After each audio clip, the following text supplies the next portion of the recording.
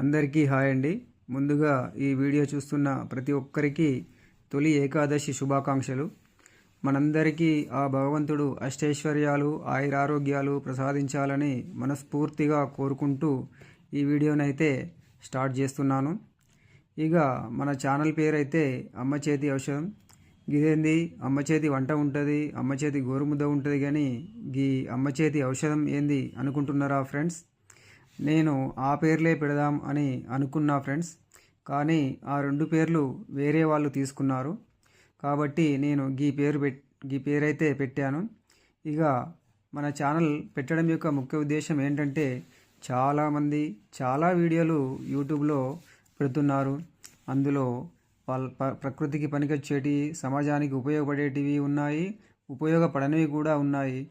ఇట్లా చాలామంది గన్ని వీడియోలు పెట్టంగా తప్పులేంది, నేను నా యొక్క ఆలోచనలతో నా వీడియోలు పెడితే తప్పేముందని చెప్పేసి ఆలోచించి నేను ఈ నిర్ణయం అయితే తీసుకోవడం జరిగింది. ఇక నేనైతే మన ఆరోగ్యానికి పనికొచ్చేటివి, మన చుట్టూ ఉన్న ప్రకృతిని కాపాడాలి అనే ఉద్దేశంతో నాకున్న ఆలోచనలను మీతో పంచుకుందామని ఈ ఛానల్ను స్టార్ట్ చేస్తున్నాను ఫ్రెండ్స్. ముఖ్యంగా ఏంటంటే, అమ్మ డాక్టర్గా మారాలి, అప్పుడు ఆహారం ఔషధం అవుతుంది. అప్పుడు మనము హాస్పిటల్కి వెళ్ళాల్సిన పని ఉండదు. గనుక మన ఇల్లే వైద్యశాలగా మారి మనల్ని మన పిల్లల్ని ఎప్పుడూ ఆరోగ్యంగా ఉంచుతుంది. అప్పుడు మనం ఇల్లు వైద్యశాల, అమ్మ డాక్టరు, ఆహారం ఔషధం అనే నినాదాన్ని నిజం చేస్తాము. ఇది మన అందరి ఇళ్లలో జరగాలని తొలి ఏకాదశి రోజున ఆ వెంకటేశ్వర స్వామిని మనస్ఫూర్తిగా ప్రార్థిస్తున్నాను. ఈ నా సంకల్పానికి మీ అందరి సహాయ సహకారాలు ఎల్లవేళలా ఉండాలని కోరుకుంటూ, ఈ వీడియో కనుక మీకు నచ్చినట్లయితే సబ్స్క్రైబ్ చేసి గంట సింబల్ను నొక్కి అదేవిధంగా లైక్ చేసి షేర్ చేయగలరని కోరుకుంటున్నాను.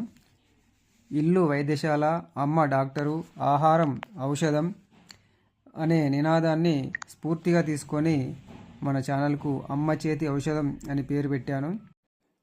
ఈరోజు మన ఫ్యామిలీ కిచెన్ బ్లాగ్స్లోకి వచ్చినట్లయితే, ఈరోజు పొద్దున్నే మా ఆవిడ లేచి తయారై వెంకటేశ్వర స్వామికి దీపం హారతి వెలిగించి కొబ్బరికాయ కొట్టి దేవుణ్ణి పూజించడం జరిగింది.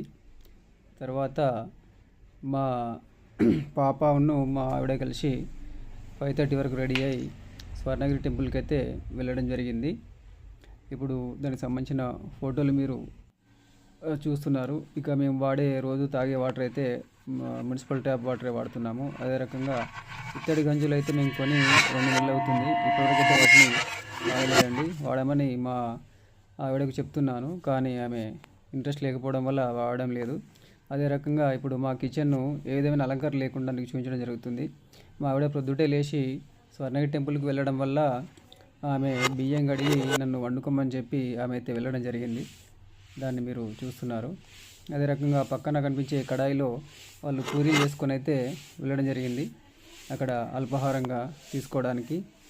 అదే రకంగా మా కిచెన్ ఇప్పుడు ఏ విధంగా ఉందో మీరు ఒకసారి పరిశీలించండి.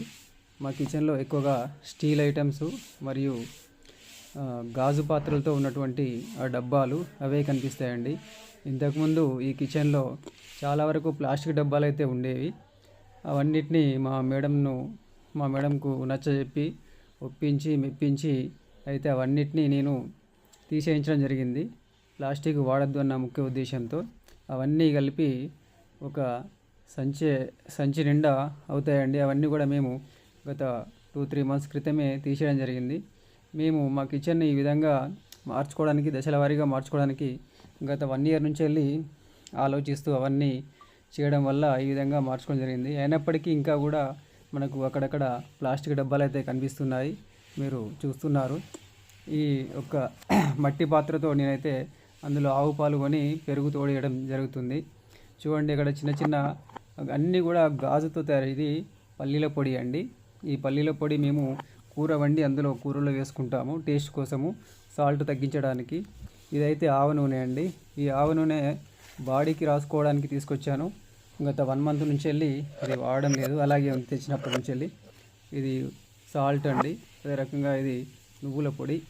ఇలా మనము పొడులు, నువ్వుల పొడి, పల్లీల పొడి ఇవన్నీ తయారు చేసుకొని ఈ పాత్రలలో పోసుకొని మనం వారానికి 15 రోజులకు అలా మళ్ళీ వాటిని అయిపోయిన కొద్దీ కొత్తగా ఫ్రెష్గా తయారు చేసుకుంటాము. ఈ రకంగా మన కిచెన్ను వితౌట్ ప్లాస్టిక్తో తయారు చేసుకోవాలని అందరూ కూడా ఈ విధంగా తయారు చేసుకోవాలని నేను కోరుకుంటున్నాను. ఈ రకంగా ప్లాస్టిక్ను వాడకపోవడం వల్ల మనము మన ఆరోగ్యాన్ని రక్షించుకున్న వాళ్ళం అవుతాము. అదే రకంగా పర్యావరణానికి కూడా హాని చేయని వారం అవుతాము. ఫ్రెండ్స్, ఈరోజు మా ఆవిడ మా కోసం టమాటా మరియు చపాతీ కర్రీ చేయడం జరిగింది. మీ ఇంట్లో రెసిపీస్ ఏంటో కామెంట్ సెక్షన్లో తప్పకుండా కామెంట్ చేయగలరని కోరుచున్నాను. ఈరోజుకి ఇంతే ఫ్రెండ్స్.